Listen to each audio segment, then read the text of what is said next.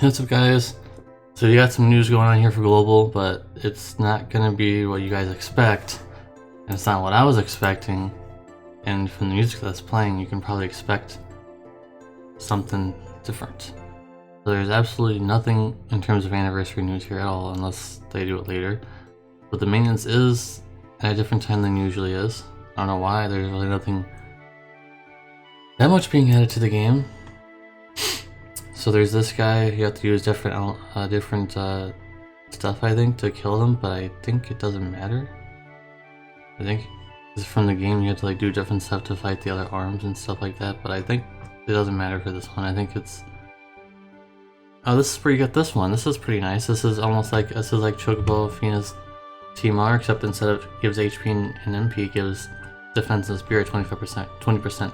Definitely go ahead and get that at least. So I do use this ST Jeff Junction quite a lot. I like that's named that way, so shouldn't be too hard. More story. If you're really looking forward to Fina's Awakening, you're saying, oh, I don't have any healers, I'm a new player. Well, I guess as a new player you wouldn't even care about this anyways, because this is Season 3 story, so unless you're a medium player who has almost no healers, I guess Fina would be the best thing for you, and she is quite good. The reason why I haven't reviewed her in full yet, because I don't know if she's done on the JB side yet, so if like Season 3 is done, or when they come out and say, oh, Fina's done getting all of her abilities and things, we don't know when that's going to happen just yet. So that's why I'm kind of holding off on doing a complete Fina review, on the JB side at least, because I just don't know when she's going to be finished. I don't want to do it at half-baked.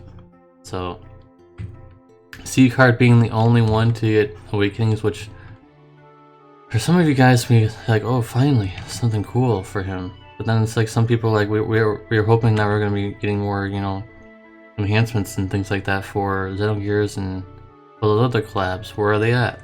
I mean, I'm fine with Sieghard getting them, but only him getting something is kind of I don't agree with that, at least. I agree with him getting it, it's fine if he gets it, but I would have liked to have gotten seen more people besides just him, and that's just a little disappointing to me. And I think this is just okay, I think.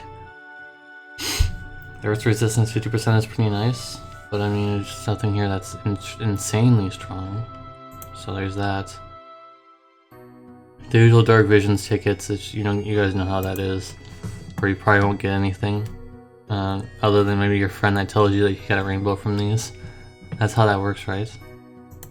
So here's Dark Visions, and I think that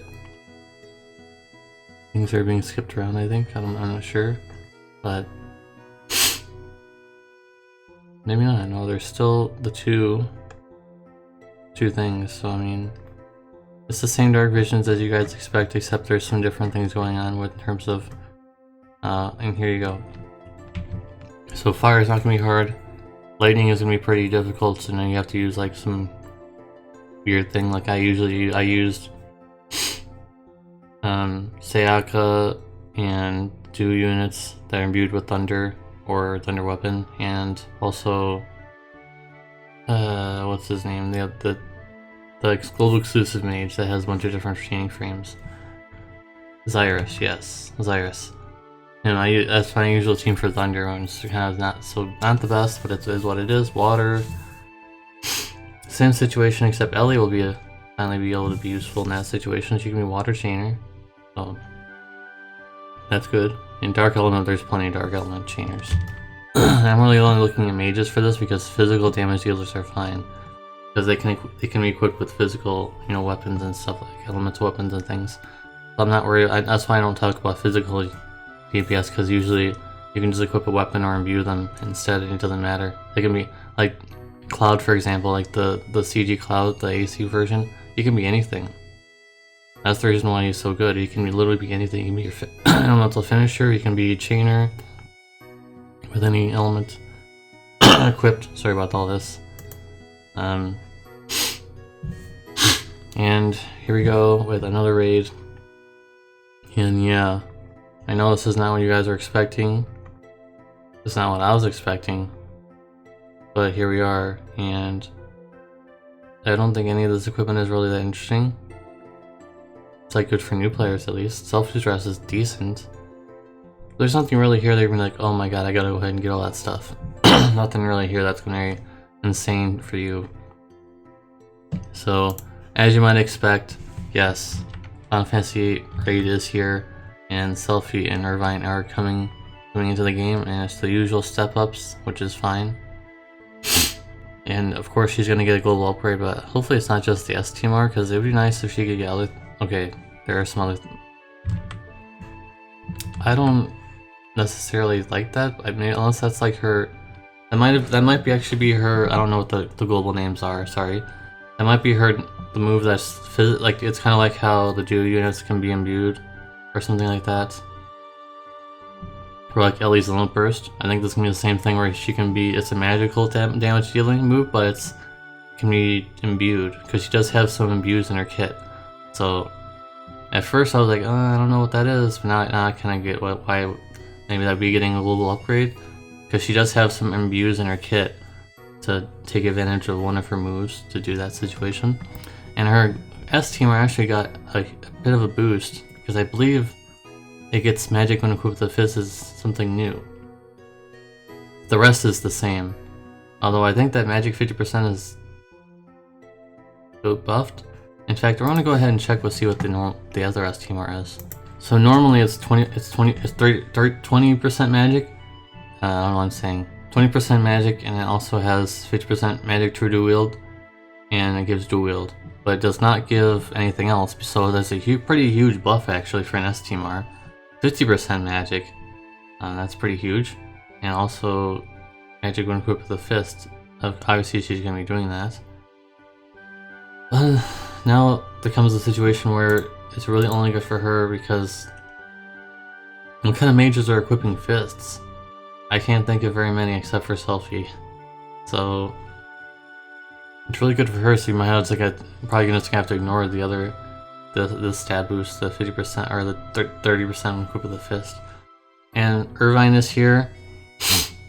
And hopefully he gets a small global upgrade, although I think that he'd be a little bit better on the global side because he does have bolting strike frames. At least he did on the JP side, the bolting strike frames, the fake ones, but now he'll have the real ones, I'm sure.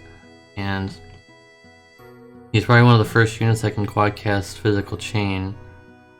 And he's also a finisher. If you want to know more about him, I did make a spotlight video on him showing that he can be a physical damage dealer, but he can also be a finisher as well. He can be chainer, he can be a finisher. And I showed him off in several ways in that, so the video will probably be at the end of this. I'll post that there. But yeah, go and check out Irvine, he's pretty good.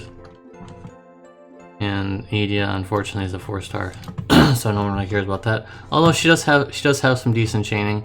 I will say that if you have nothing at all, she actually has some chaining frames and things you might want to consider. If you don't have anything at all, if you have little no mages or very few, she might be something you might want to consider.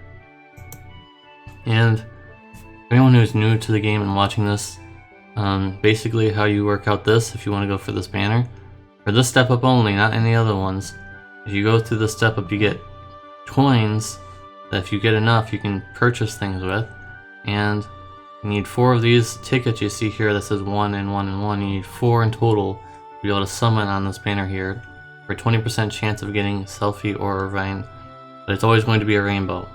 Keep that in mind. It'll always be a rainbow, never be anything else. And here's the coin shop that we just talked about. And for new players, you want to go ahead and focus only on the things that are highlighted.